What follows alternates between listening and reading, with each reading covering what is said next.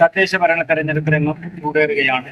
UDFന്റെ തെരഞ്ഞെടുപ്പ് പ്രചരണ പരിപാടികളെ സംബന്ധിച്ച് UDFന്റെ നിയോജക മണ്ഡലം ചെയർമാനും മുസ്ലിം ലീഗ് നേതാവുമായിട്ടുള്ള PP യൂസഫ് സാഹിബ് നമ്മോടൊപ്പം സംസാരിക്കുന്നു. എങ്ങനെയാണ് ഈ പൊന്നാനി നിയോജക മണ്ഡലത്തിലെ തെരഞ്ഞെടുപ്പ് പ്രവർത്തനങ്ങൾ? വെളിയങ്കോട് മാത്രമാണ് UDF ഭരിക്കുന്ന ഒരു പഞ്ചായത്ത്, ബാക്കിയെല്ലാം LDF ആണ്. ഇത്തവണ എത്രമാത്രം സാധ്യതകളുണ്ട്? ഞങ്ങൾ ഇപ്രാവശ്യം UDF വളരെ നേരത്തെ UDF സംവിധാനങ്ങൾ നടന്നു. കഴിഞ്ഞ ജൂൺ മാസത്തിലാണ് സജ്ജം എന്ന് പറഞ്ഞൊരു ക്യാമ്പ് നടത്തി.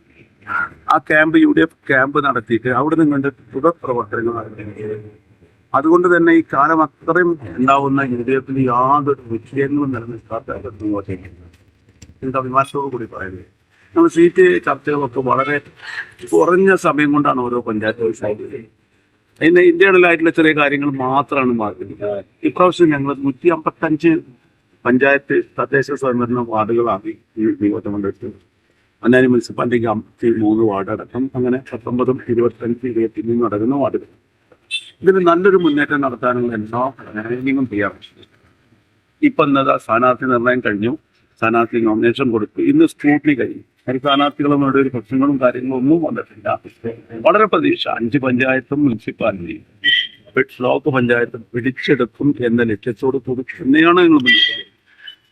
എത്രമാത്രം അതിൽ ആലങ്കോട് UDFന്റെ പ്രത്യേകിച്ച് ലീഗിന്റെ ഒരു ശക്തി കേന്ദ്രമായിരുന്നു. അത് കഴിഞ്ഞ തവണ കൈവിട്ടു പോയി, നന്നമുക്ക് പോയി. മറ്റേ പെരുമ്പടപ്പ് ഗ്രാമപഞ്ചായത്തിൽ UDF വലിയ മുന്നേറ്റം ഉണ്ടായി, ഭരണത്തിലിരുന്നു, അത് കൈവിട്ടു പോയി. അങ്ങനെ ഉൾപ്പെടെ ഇപ്പോൾ നഗരസഭയിലൊന്നും ഇപ്പൊ അടുത്ത കാലത്തൊന്നും UDFന് മുന്നോട്ട് വരാൻ പോലും പറ്റിയിട്ടില്ല. മാറഞ്ചേരിയിൽ 25 വർഷത്തിലേറെയായി അവിടെ LDF തന്നെയാണ് ഭരിക്കുന്നത്. അങ്ങനെയുള്ള ഒരു ഘട്ടത്തിൽ എത്രമാത്രം തിരിച്ചു വരും ഈ തദ്ദേശ ഭരണ സ്ഥാപനങ്ങളിൽ UDFന് കഴിയും? വളരെ വളരെ വ്യക്തമായി നമുക്ക് പറയാം. 13-ാം തീയതി വോട്ടെണ്ണൽ കഴിഞ്ഞാൽ ഞങ്ങൾ ഈ തദ്ദേശ സ്വയംഭരണ സ്ഥാപനങ്ങളൊക്കെ UDFന്റെ കഴിഞ്ഞാൽ അതിനുള്ള സംവിധാനം ജനങ്ങളെ ഇന്നത്തെ പഞ്ചായത്ത് പാലങ്കോട് പഞ്ചായത്ത് സ്വാഭാവികമായിട്ട് ജനാധിപത്യപരമായിട്ടുള്ള ഒരു ഭാഗമായിട്ട് LDFന്റെ കയ്യിൽ. പക്ഷെ കഴിഞ്ഞ അവിടുത്തെ 5 വർഷത്തെ ഭരണം വളരെ മോശമായ വർഷം. ഒരു പഞ്ചായത്ത് ഓഫീസ് കെട്ടിടം തനത് ഫണ്ട്, ഓൺ ഫണ്ട് എടുത്തുകൊണ്ട് നിർമ്മിച്ചത് ഒരു സ്ക്വയർ ഫീറ്റിന് 6 ലക്ഷം രൂപ ചെലവ്, 6000 രൂപ ചെലവ്. നമ്മളൊക്കെ വീടുണ്ടാക്കുന്നവരാണ്. 6000 രൂപ ഒരു സ്ക്വയർ ഫീറ്റിന് ചെലവ്. അതിൽ അഴിമതിയാണ് നടത്തിയത്. അഴിമതി എന്ന് പറഞ്ഞിട്ടുണ്ടെങ്കിൽ ഇത് ടെൻഡർ ചെയ്യാതെ, കരാറുകാർക്ക് ടെൻഡർ ചെയ്യാതെ അവർക്ക് താല്പര്യമുള്ള അക്രഡിറ്റഡ് ഏജൻസി കൊടുത്തിട്ടുണ്ട്. അക്രഡിറ്റഡ് ഏജൻസി കൊടുത്ത് തിരുവനന്തപുരം പൂജപ്പുരയുള്ള അക്രഡിറ്റഡ് ഏജൻസിക്കാണ് ഇത് കൊടുത്തിട്ടുണ്ട്. എസ്റ്റിമേറ്റ് അവരുണ്ടാക്കുന്നു, AEO കൊടുക്കുന്നു. ആ എസ്റ്റിമേറ്റ് ഭീമമായ തുക ഉണ്ടാക്കി കൊടുത്തിട്ട് അതിനെ അവർ ചെയ്തതാണ്. അത് ചെയ്യുന്നതോ ഈ വർക്ക് ചെയ്യുന്നത് അക്രഡിറ്റഡ് ഏജൻസി അല്ല, ഒരു CPMന്റെ കണ്ണൂർ CPM നേതാവിന്റെ മകനാണ് ഈ പഞ്ചായത്തിന് വർക്ക് ചെയ്തിട്ടുള്ളത്. അതിൽ അങ്ങേയറ്റം അഴിമതിയാണ്. ഇപ്പൊ അത് ഭരണം ഇതാവുന്നതിന് മുമ്പ് തീർക്കാനുള്ള സംവിധാനങ്ങൾ. ഈ ഒരു ഒറ്റ കാര്യം ഈ പഞ്ചായത്തിന് ഈ കോടികൾ 4.5 കോടി രൂപ ചെലവഴിച്ചിട്ടാണ് ബിൽഡിംഗ് ഉണ്ടാക്കി. പോലീസ് സ്റ്റേഷന് മുന്നിൽ ഒരു ലൈഫ് പദ്ധതിയുടെ ഒരു ഭവന സമുച്ചയം കിട്ടുന്നുണ്ട്. ഏകദേശം 3/4 ഭാഗം, ഒരു 60% പണി പൂർത്തീകരിച്ചിട്ടുണ്ട്. ആ പണി ഇപ്പോഴും പ്രേതാലയം പോലെ അവിടെ കിടക്കുക. ഈ സംഖ്യ ഉപയോഗിച്ചുകൊണ്ട് അത് കഴിച്ചു കഴിഞ്ഞാൽ ഈ ആളുകൾക്ക് താമസിക്കാനുള്ള സൗകര്യങ്ങൾ ഉണ്ടാകായിരുന്നു, അതേപോലെ സൗകര്യങ്ങൾ ഉണ്ടാവായിരുന്നു. ഇതൊന്നും ചെയ്യാതെ അത്തരത്തിലുള്ള ഒരുപാട് വികസന കാര്യങ്ങൾ ജനങ്ങളുടെ മുന്നിൽ. ഇത് ജനങ്ങളെ വേണ്ടി സ്ഥായി ആയിട്ടുള്ള ഒരു ഭരണമാണ് പഞ്ചായത്ത്. നമുക്ക് പഞ്ചായത്തിന് നടന്നിട്ട് അവിടുത്തെ ഒരു ദാഷ്ട്യമായ ഭരണസമിതി എന്നും അവിടെ പ്രശ്നങ്ങൾ. പെരുമ്പടപ്പ് പഞ്ചായത്തിൽ മറ്റാർക്കും വികസനം വേണ്ട എന്നുള്ള രീതിയിലാണ്. ഉദാഹരണം, അവിടെ മറ്റേ PT മുഹമ്മദ് ബഷീർ MPയുടെ ഒരു 35 ലക്ഷം രൂപ ഹോളിസ്റ്റിക് സെന്ററിന് കൊണ്ടുവന്നു. ആ സെന്ററിന് കൊടുക്കുന്നത് പാസ്സായപ്പോൾ അത് എങ്ങനെ മുടക്കണം എന്നുള്ളതായിരുന്നു അവിടുത്തെ പഞ്ചായത്ത് ഭരണം. ഞാൻ പഞ്ചായത്ത് പ്രസിഡന്റിനും അവിടുത്തെ പാർട്ടി ലീഡേഴ്സിനും ഒക്കെ വിളിച്ചിട്ട് പറഞ്ഞപ്പോഴും അവരതിന് ധിക്കാരപരമായിട്ടുള്ള സ്വഭാവം എടുത്തത്. അവസാനം താലൂക്ക് വികസന സമിതിയിൽ ടെൻഡർ ചെയ്തൊരു വർക്ക് അവിടെ ചോദ്യം ചെയ്തപ്പോഴാണ് ആ വർക്ക് കാട്ടിയാന്ന് പറഞ്ഞത്. ഇതായിട്ട് ഇവിടെ ഒരു കാര്യമുണ്ട്. ഇപ്പൊ PT മുഹമ്മദ് ബഷീർ സാഹിബിന് തന്നെ 40 ലക്ഷം ചെലവിട്ട് ആലങ്കോട് പഞ്ചായത്ത് ബസ് സ്റ്റാൻഡിന്റെ മുകളിൽ ഇത്രാംപൂരിപ്പാടിന്റെ അദ്ദേഹത്തുള്ള ബഹുമാന സൂക്ഷ്യമായിട്ട് ഒരു മിനി കമ്മ്യൂണിറ്റി സെന്റർ ഉണ്ട്. ആ കമ്മ്യൂണിറ്റി സെന്ററിന്റെ നിർമ്മാണ ഏജൻസി ബ്ലോക്കാണ്. 10 വർഷമായിട്ട് അത് പൂർത്തീകരിച്ചു. അത് എസ്റ്റിമേറ്റ് ഉണ്ടാക്കി കള്ളത്തരം ചെയ്ത് എസ്റ്റിമേറ്റ് 40 ലക്ഷം കൊണ്ട് പൂർത്തീകരിക്കാതെ വിഷയമില്ല. ഇത്രാംപൂരിപ്പാട് വന്ന് അദ്ദേഹം മരിച്ചു. ഇന്നും അത് മാറി നിൽക്കപ്പോൾ അവസാനം 23 ലക്ഷം രൂപ വീണ്ടും ജില്ലാ പഞ്ചായത്തിന്റെ പദ്ധതിയിൽ ഉൾപ്പെടുത്തിയിട്ടുണ്ട്. 10 വർഷമായിട്ട് ആ മഹാന്റെ പേരിൽ ഇത് തടഞ്ഞു. അതിന് കാരണമുണ്ട്. കാരണം ആലങ്കോട് നന്നമുക്ക് പഞ്ചായത്ത് ഭരണം LDFന്റെ കയ്യിൽ മുമ്പ് കിട്ടിയപ്പോൾ അവർ ഇത്തരം ഒരുപാടിന് സ്മാരകം ഉണ്ടാക്കാൻ ശ്രമിച്ചു. പക്ഷെ അവർക്ക് അത് നടന്നില്ല. നടക്കാതെ വന്നപ്പോൾ UDFന്റെ അത് MP ചെയ്തത് അവർക്ക് പറ്റാത്ത സാഹചര്യങ്ങൾ. അങ്ങനെ വികസനം എല്ലാ സ്ഥലത്തും വികസനങ്ങൾ മോശമായിട്ട് പൊന്നാനിയിൽ എന്താ വികസനം? കോടികൾ ചെലവാക്കി എന്തെല്ലാം പദ്ധതികളുണ്ട്. കടൽ ചുറ്റി, അതേപോലെ തന്നെ അവിടുത്തെ മറ്റേ പുനർഗേഹം പദ്ധതി, അതേപോലെ തന്നെ അവിടെ ഒരുപാട് പദ്ധതികൾ. അവിടെ മറൈൻ മ്യൂസിയം എന്ന് പറഞ്ഞിട്ട് കോടികൾ ചെലവാക്കിയിട്ട് അതിന് മറ്റേ ഫയറിന്റെ ലൈസൻസ് കിട്ടിയില്ല പറഞ്ഞ് കോടികൾ ചെലവാക്കിയിട്ട് എടുക്കുന്നു. എന്തിനേറെ പറയുന്നു, അവിടുത്തെ ഹോസ്പിറ്റലില്, ഗവൺമെന്റ് ഹോസ്പിറ്റലില് 3 കോടി രൂപ ചെലവഴിച്ചിട്ട് കൊണ്ടടച്ച് വാട്ടർ അതോറിറ്റിയിൽ വേസ്റ്റ് വാട്ടർ ഇതാക്കുന്ന സംവിധാനം അത് 3 കൊല്ലം കഴിഞ്ഞ് ഇതേവരെ അവിടുത്തെ നികുതി പണത്തിലെ ഓൺലൈൻ ഫണ്ട് എടുത്തിട്ട് 3 കോടി രൂപ. അങ്ങനെ ഓരോ മേഖല എടുത്ത് പരിശോധിച്ചാൽ കടൽ രുചിയുടെ പേരിൽ പറ്റിക്കപ്പെട്ടാണ് ജനങ്ങളുണ്ടായി. പുനർഗ്രഹത്തിന്റെ പേരിൽ പറ്റിക്കപ്പെട്ടാറുണ്ടായിരുന്നു. അവിടെ ഇപ്പോൾ MES കോളേജിന് പിന്നില് 5 ഏക്കർ സ്ഥലത്ത് ഒരു ഫിഷർമാൻ കോളനി ഉണ്ട്. അത് 10 കൊല്ലത്തോളമായി അവർക്കിട്ട് ഒരാൾക്ക് പോലും 125 വീട്ടിൽ ഒരാൾക്ക് പോലും താമസിക്കാൻ. അപ്പൊ ഈ തീരദേശത്തിന്റെ പേര് പറഞ്ഞിട്ട് ഫണ്ട് കൊടുത്തിട്ട് അത് കമ്മീഷൻ അടിച്ചു പറ്റുകയെന്നല്ല, അത് പ്രാവർത്തികമാക്കാൻ കഴിയാത്ത സാഹചര്യങ്ങളാണ്. അത് തന്നെയാണ് പൊന്നാനിയിലൊക്കെ തിരിച്ചു വരും എന്ന് 100% ഉറപ്പ് ഞങ്ങൾ. എല്ലാ ജനങ്ങളും വെറുതെ ഇവിടെയൊക്കെ എല്ലാ ഭാഗങ്ങളിലും പഞ്ചായത്ത് ജനങ്ങളെ മുക്കി പിഴിയുന്ന ഒരു സംവിധാനമായി മാറിയതുകൊണ്ടാണ്. പിന്നെ UDFന്റെ കത്തോട് അത് ഈ കാലം ഞാൻ ഒരുപാട് സമയമായിട്ട് UDFന്റെ ചെയർമാനും കാര്യങ്ങളൊക്കെ ആയിട്ടുള്ളതാണ്. ഇത്ര സജ്ജമായിട്ടൊരു സമയം ഉണ്ടായി. അതെന്താ, ജനങ്ങള് UDFനെ വിശ്വസിക്കുന്നില്ല. അതുകൊണ്ട് UDFന്റെ പ്രവർത്തകർക്ക് വളരെ താല്പര്യമായിട്ട് മുന്നോട്ട് പോകും. വളരെ ശക്തമായ ഒരു മുന്നേറ്റം ആയിരിക്കും നിങ്ങളുടെ പ്രൊഫഷൻ എന്നുള്ളത് അഡ്വാൻസ് ആയിട്ട് തന്നെ ഞാൻ പറയാം. നിയോജക മണ്ഡലം തലത്തിലെ UDF ഈ വെൽഫെയർ പാർട്ടിയുമായിട്ട് സഖ്യ കാര്യങ്ങളൊക്കെ ഇല്ല. വെൽഫെയർ പാർട്ടി പരസ്യമായിട്ടുള്ള സഹകരണം നിങ്ങൾ പറയുന്നത് ധാരണ അടിസ്ഥാനത്തിൽ പല സംവിധാനങ്ങളും പലയിടത്തും നടത്തുന്നുണ്ടോ എന്ന് നിങ്ങൾക്ക് പറയാനും പറ്റും. കാരണം ആ സംവിധാനങ്ങളെ ആ രീതിയിൽ ഇങ്ങനെ ഒരു അതാ പ്രാദേശികമായിട്ട് ഇപ്പൊ ആരെങ്കിലും വോട്ട് ചെയ്യാനോ കാര്യങ്ങളോ തയ്യാറായിട്ട് അതിനുള്ള സഖ്യങ്ങളില്ല. എന്താ വെൽഫെയർ പാർട്ടി CPM-നായിട്ടില്ലേ ഒരു സഖ്യം ഉണ്ടായിരുന്നു. ഇപ്പൊ ചില സ്ഥലങ്ങളില് സഖ്യം ഉണ്ടാക്കാൻ വേണ്ടി ഇപ്പൊ തന്നെ ഈ തെരഞ്ഞെടുപ്പ് മറ്റേ വെൽഫെയർ പാർട്ടിനായിട്ട് CPM തയ്യാറാവുന്നുണ്ടല്ലോ. രാഷ്ട്രീയ പാർട്ടിയാണ് വെൽഫെയർ പാർട്ടി, അല്ലാതെ കണ്ടിട്ട് മറ്റുള്ള രീതിയിൽ വരണമല്ല.